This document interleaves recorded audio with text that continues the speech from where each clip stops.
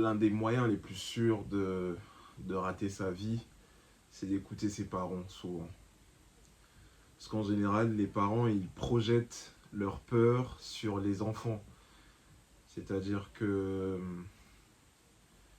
si tu sais que tu vas arrêter les études pour devenir écrivain, par exemple, et que tu le dis à ton père ou à ta mère, bah, il aura tendance ou elle aura tendance à dire mais écoute, tu peux pas faire ça, c'est trop risqué, tu pourras pas vivre qu'en étant que d'écriture, tu pourras pas te faire une certaine stabilité financière, une certaine santé financière qu'en écrivant des livres ou qu'en écrivant des posts sur les réseaux sociaux. Tu peux pas vivre de ça. Ils te diront soit avocat, soit, je sais pas moi, soit banquier, soit tout ce qui est formel, parce qu'ils ont cette mentalité de un peu old school, de des choses concrètes.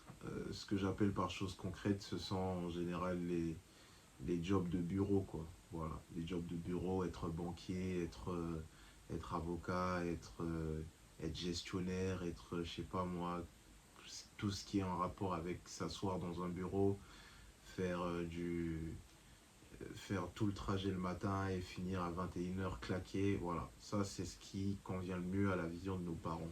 Mais en tant que jeune, avec toutes les opportunités qui s'offrent à nous aujourd'hui, que ce soit sur voilà, le commerce en ligne, sur la création de contenu, sur plein d'autres choses, bah, il est très souvent, moi je recommanderais vraiment aux jeunes de mon âge de garder leurs projets pour eux, ne pas toujours les partager avec les parents, sauf si on voit qu'il y a un certain pragmatisme de la part des parents qui peuvent comprendre, qui peuvent se dire que, bon, voilà, nous à notre époque c'était plus ça, et aujourd'hui à l'époque de nos enfants c'est plus ça qui peut amener à des résultats concrets, à une certaine réussite ou à une certaine satisfaction, parce qu'il ne s'agit pas toujours que de réussir, il s'agit aussi d'être épanoui dans ce qu'on fait. Et voilà, donc en gros, souvent il est déconseillé, enfin moi ce que je sais de mon expérience, je déconseillerais vraiment les jeunes de mon âge de partager leurs projets avec leurs parents. Parce qu'ils vont leur dire oui, mais écoute, ça, t'as pas pensé à ça, et comment tu vas faire? Faut que tu aies un job pour survivre, faut que tu aies un job pour payer les factures. Alors que un job, bien sûr, tu peux l'avoir. Tu peux l'avoir pendant 40, 50 ans, 60 ans.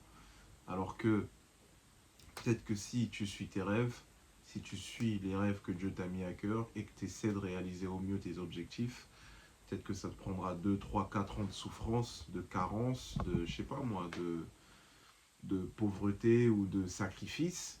Et à partir de la 5, 6, 7e année, tu auras accompli plus que les personnes qui ont travaillé pendant 60, 40, 50 ans au même poste, dans la même entreprise.